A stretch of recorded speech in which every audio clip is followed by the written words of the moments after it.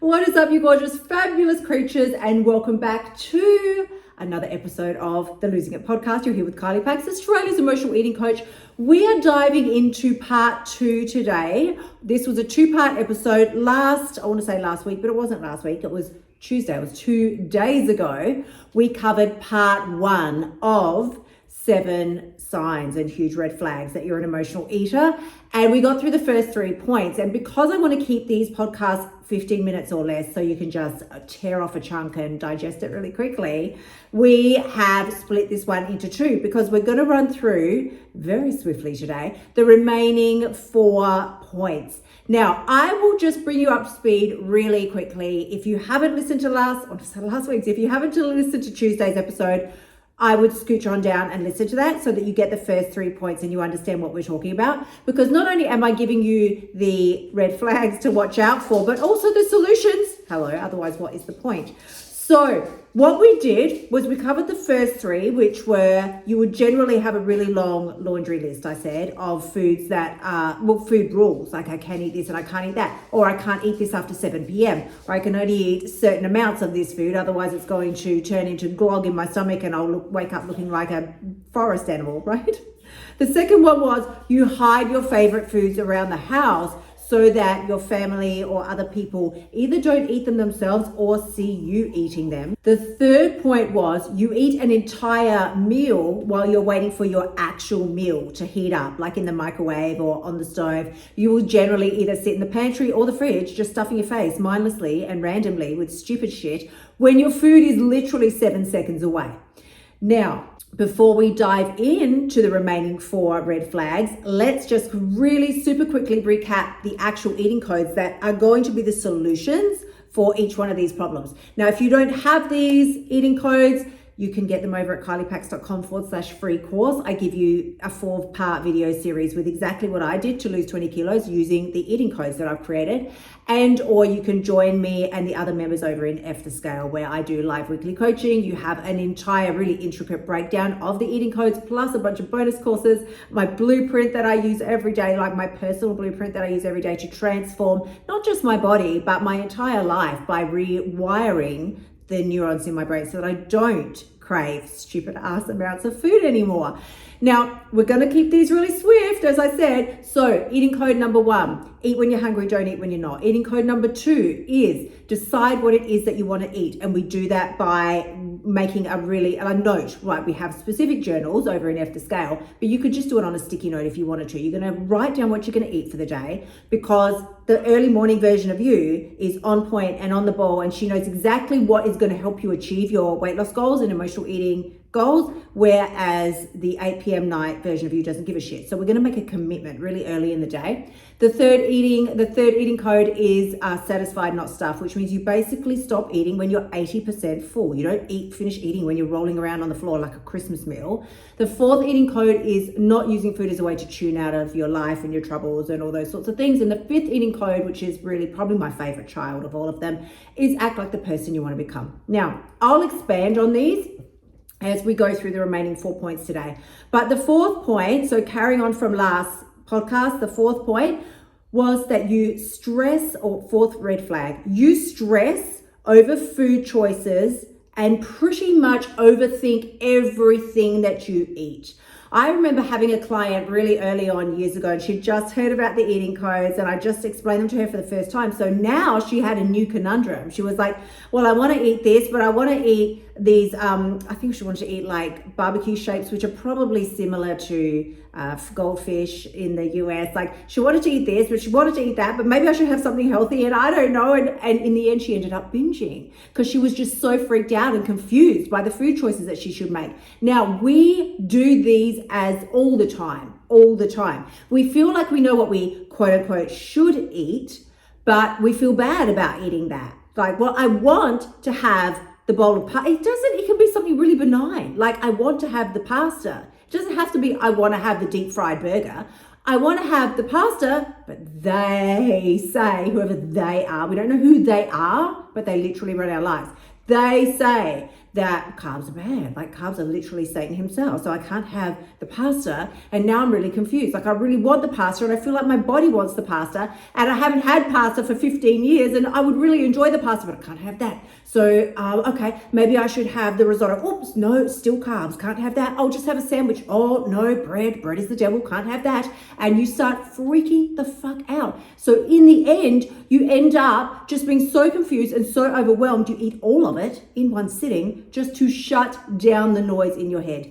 Now, this one again, let me think about it.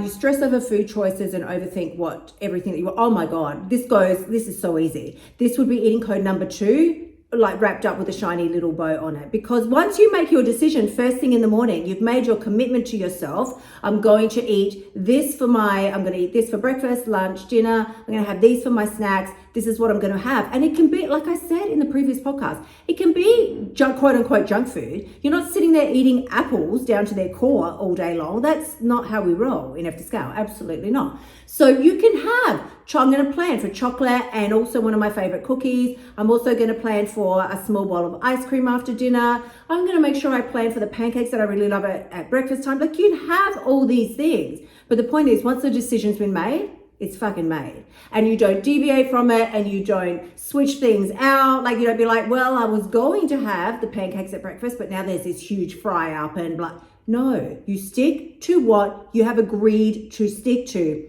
And you do it by telling yourself, listen, if I really, really, really want the fry up, I'll plan for it tomorrow. It's literally not a big deal. It's not like you can't have it. You can have it. You'll just have it tomorrow. That would be the perfect solve for the 4th red flag. Now, number 5, red flag. Totally huge red flag that you're an emotional eater. You get embarrassed to eat in front of other people and/or / in public. This usually happens because we're pretty much always carrying some extra weight and we feel like we're being judged. What are people going to think? What are people going to say? I would have to say for this one, first of all, I would say it's twofold.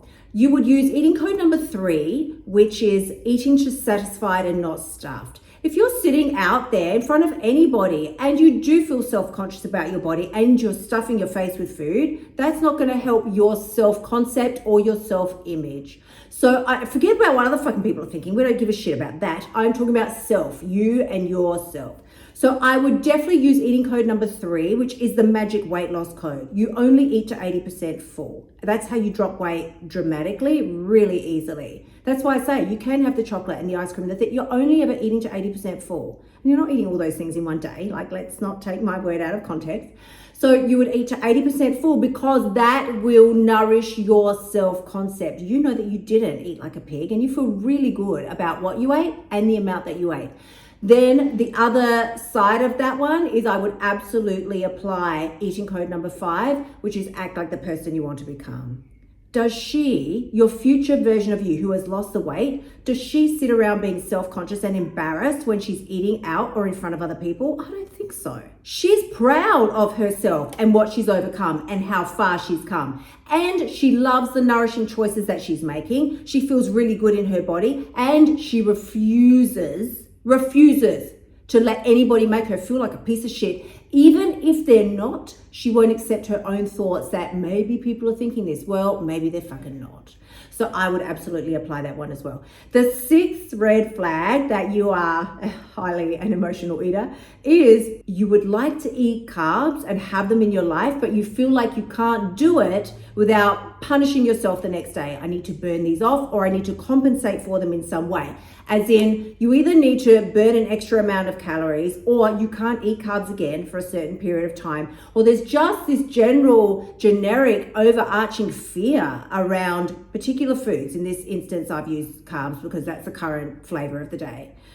This one, I would all the way, let me think about this. I would apply eating code number 5 here. I feel like eating code number 5 and potentially eating code number 4, which is if you're not using food as a way to tune out of any dramas or things going on in your life, then you would slip right into eating code 5 again. Act like the person you want to become. That future version of you, because this is the thing that I often will, talk about with clients in our initial stages. They're like, well, I did shakes at one time and that did help me lose weight. It's like, well, you can do the shakes again. But understand that the way you lose the weight is the way you're going to need to keep it off. So if you lose weight, replacing your meals with shakes, you're going to need to continue to do that forever, amen, in order to keep the weight off. So if your future version of you isn't having 2 shakes a day and 1 small salad at night, then why the fuck would you want to behave that way now or make choices that would initiate those sorts of behaviors? You want to be the version of you that can happily and healthily integrate all the different food groups into her diet without feeling like a piece of shit, or worse, just terrified that we're going to gain weight the next day. So you start doing that by, yes, getting very familiar. If you haven't taken the blueprint course yet, inside of my F to Scale membership, that is the one that you need to recalibrate your self-concept and your self-image and set out because that all sounds very, it sounds a bit woo-woo almost. But what the blueprint does is give you specific and measurable steps to take each day so that you do reach your future self without the stress, without the worry, without, worrying about the scale all the time. And that's something that I left off the list. Oh my God. That should be point number 8, 9, and 10 is you have scale drama, bathroom scale drama, but we can talk about that one another time. I will now quickly zip into, because we're running out of time, the 7th red flag. Now, if this is you are for sure an emotional eater. You hide food wrappers from the family and other people before they get a chance to discover them because you're ashamed of what you're eating. And this would most commonly look like you stopping at the drive-thru on the way home for dinner, eating a meal, and then disposing of the wrappers in the bin before you go inside and have the actual meal with the family. This one is quite traumatic because we feel like a piece of shit when we do things like that. And we are usually doing it because maybe we're just bored, maybe we've had a bad day, maybe we're just having a craving, like anything could be going on. The why is not necessarily the problem, it's the what that we want to address here. Those particular behaviors, again, yes, they can be addressed through eating code number 5, but eating code number 1 here is going to be the key. Eating code number 1 is eat when you're hungry and don't eat when you're not. If you are hungry and you want to have McDonald's drive-thru before you get home, by all means, do that. Plan for it, as we discussed, but do that. Alternatively, if you are hungry and you are on your way home to have dinner with the family or your loved one or whoever, then what would be the fucking point of having McDonald's and then knowing that by the time you get home, you're not going to be hungry? You make your decision first. As I said, you just tell yourself, if you really want to have the McDonald's, but you know that you've already got a beautiful dinner plan with the family, tell yourself you can plan for the McDonald's tomorrow if you really still want it. I'm going to have to keep this short because I want these episodes under 15 minutes, honey. We're doing 15-minute bite-sized chunks. So if you have any questions around this, you want to know more, how can you implement the eating codes into your life? How can you get the most effective results in the shortest amount of time? Please send me a DM over on Insta or come join me over in F to Scale, KyliePax.com/F2Scale. Again, if you have never heard of me before and you've just found this podcast and you want to know, well, does she have any free shit that I can start with? Of course, sis, of course.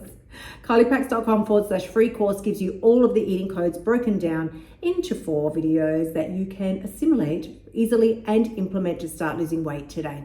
I'm sending you tremendous amounts of love. As always, if you like what you're hearing and you want to hear more, please remember to subscribe and leave me a review. Go ahead and share on social, and please remember to tag me so that I can share you back. And I am sending you love. I will see you again next week. Until then, my gorgeous ones, bye for now. Thank you so much for tuning in. Remember to shimmy your butt over to KyliePax.com and sign up for one of my programs so you can start losing your weight now. You'll also find helpful notes and resources in my past podcasts that will help you lose the weight without all the BS drama. I will see you next week.